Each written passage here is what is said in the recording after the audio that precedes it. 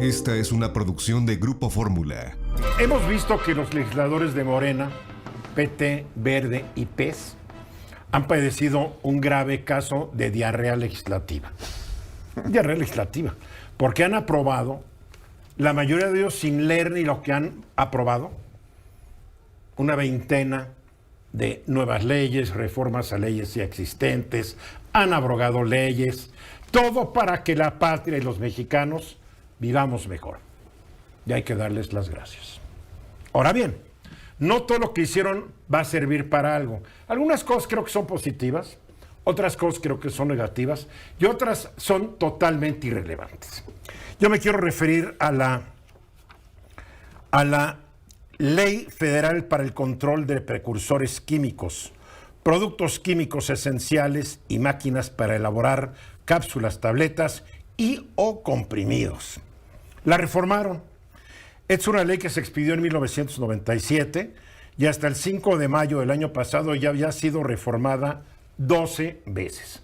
Porque en México, además, la diarrea legislativa de nuestros diputados es que reforman y reforman y reforman. Me encuentro otra ley que fue expedida en el 2005 y hasta la fecha la han modificado 150 veces. Gracias, legisladores. Bueno, la reforma estipula los castigos para quienes violen sus disposiciones de esta ley, que ahora irán a la cárcel y no solamente pagarán una multa, como lo establecía la ley original. Entonces dicen, ¿qué estaba pensando Ernesto Zedillo cuando mandó la iniciativa de esta ley? Y los legisladores de aquella época cuando la aprobaron, para que aquellos que traficaran con precursores químicos, etcétera, no más les dieran una multita. Se morían de la risa con las ganancias que ganan estos delincuentes. La multa que quieran. Como ahora se van a seguir riendo, aunque haya penas de cárcel. A ver, 10 a 15 años de prisión y una multa equivalente al 10% de los ingresos obtenidos por sus actividades ilegales a quien desvíe o haga uso de precursores químicos para la producción de drogas sintéticas. 7 a 10 años de cárcel y una multa económica a quien posea precursores químicos o máquinas para elaborar cápsulas, tabletas o comprimidos sin tener las autorizaciones o permisos correspondientes. O sea, imagínate lo ridículo de esto. Quieres una máquina porque quieres hacer una vitamina y la quieres poner en su cápsula, tienes que pedir permiso. Un suplemento alimenticio. Un suplemento alimenticio. No. Hay que ir a pedir permiso porque puede ser un narcotraficante disfrazado.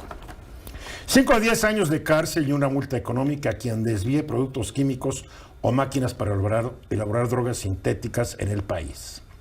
Y si alguno de estos delitos lo comete un servidor público, el castigo se incrementará en 2/3 partes. El infractor será destituido de su puesto e inhabilitado para ocupar un cargo público por un periodo de 5 a 10 años. Padre, ¿no? Está bien. Ahora, ¿van a servir estos cambios a la ley? No. Y muchas veces diré que no, y no es porque yo opine, yo veo los datos. La ley original se aprobó en 1997, entonces yo me fui a mis datos. ¿Y qué ha pasado después del 97? Ahí te va. La producción de opio en México en 1995 fue de aproximadamente 460 toneladas. En 2020 llegó a 6.900 toneladas. Muy buena ley, ¿eh? En 1995 México no figuraba en la lista de los principales productores de cocaína en el mundo, pero en 2020 ocupó el segundo lugar después de Colombia. En 1995 México produjo alrededor de 3.400 toneladas de marihuana, mientras que en 2020 la producción fue de 11.200. Y tratándose del famoso fentanilo, si bien no existe una fecha exacta de cuando inició el tráfico de nuestro país, Estados Unidos, es un hecho que ha ido en aumento en los últimos años. Los datos que di al principio son el Informe Mundial sobre las Drogas de la Oficina de las Naciones Unidas contra la Droga y el Delito, para que no digan que yo tengo otros datos. No, yo uso los datos de Naciones Unidas.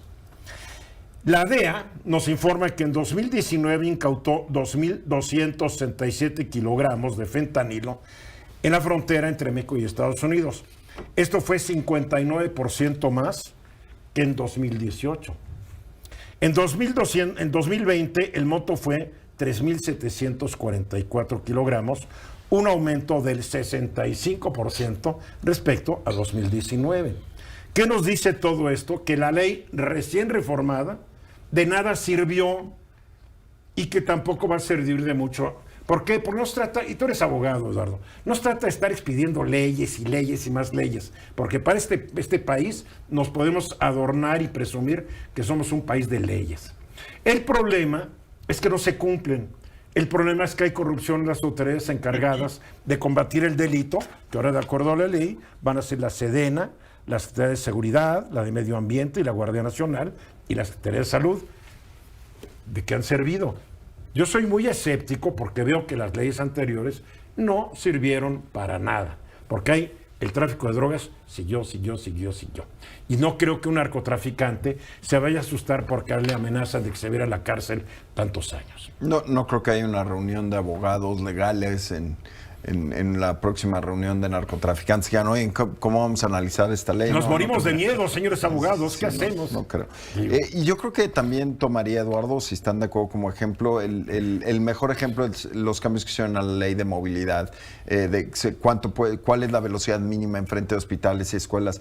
Caramba, no podemos lograr que la gente respete el límite de tránsito en el segundo piso, que tiene cámaras, mucho menos creo que lo podamos lograr con esta ley pasada frente a hospitales y escuelas. Porque la gente dice que me tome la cámara y el día que me agarren, me voy al tribunal de lo contencioso. Pues ni modo, ya lo pago. Pero lo ven como un gasto diferido. Tienes razón, pero tienes razón específicamente en que leyes puedes promulgar todas las que quieras. Si no se cumplen, como dices, un país de leyes sin sanción porque las autoridades no realmente hacen su trabajo. Pero además son leyes que tampoco se estudian. Esta de la que estás hablando, cuidado, porque puede generar que el uso legal y médico del fentanilo genere un desabasto por el temor del uso. Yo no sé, pero me imagino que ya hay desabasto. ¿Cómo hay desabasto? Bueno, pero también a ver, no puedes, hay que cuidar cómo se hacen las leyes, hay que escuchar a todos los involucrados. No lo hicieron, estos diarreicos no lo hicieron. Hugo.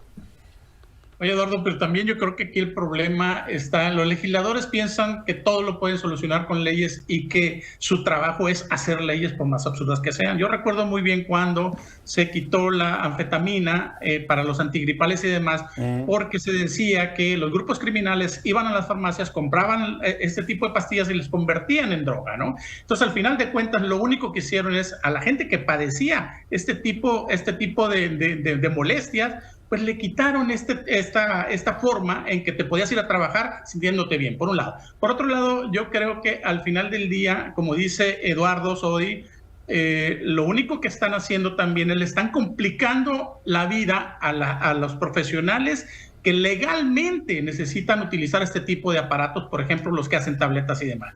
Claro, porque un país que tiene tanto control acaba siendo un país que se inmoviliza. Por supuesto, y lo único que hace es que la gente las bandas criminales que pueden conseguir perfectamente bien esto ilegalmente no van a tener ningún problema. No, para nada. Es una tontería legislativa, ¿no? Bien, Ramsés. Y yo creo que otra cosa, Eduardo, que hay que tener en cuenta es que no importa cuántas veces cambies la ley y lo coloques en un papel o lo modifiques cada sexenio, porque este país es de sexenios, la pregunta es, ¿cuánto dinero está ligando a cada movimiento que se está realizando en los cambios de la Constitución y en las reformas? Porque cada cosa que tú cambies debe estar ligado a una cantidad de dinero, y en este caso, ¿cómo y cuánto dinero se está proporcionando por parte del gobierno mexicano para combatir el narcotráfico? ¿O cuánto dinero tendremos que recibir de nuestros aliados para poder combatirlo? No hay nada claridad. No creo que lo hayan pensado, no tienen la capacidad los legisladores para eso, la verdad, la mayoría de ellos. Bien, esta es una de las leyes inútiles que fueron reformadas. Mañana voy a hablar sobre una nueva ley igualmente inútil, la que transforma el CONACYT, porque voy a ver de qué sirvió el CONACYT desde 1970 para el adelanto y el desarrollo de la tecnología y la ciencia en México. Y la verdad es que los resultados son deplorables, decepcionantes. Nunca sirvió el CONACYT para gran cosa. Y ahora lo defienden vehementemente cuando no hay defensa. Hay que ver los números, hay que ver los resultados. Mensajes. Esta fue una producción de Grupo Fórmula. Encuentra más contenido como este en radioformula.mx.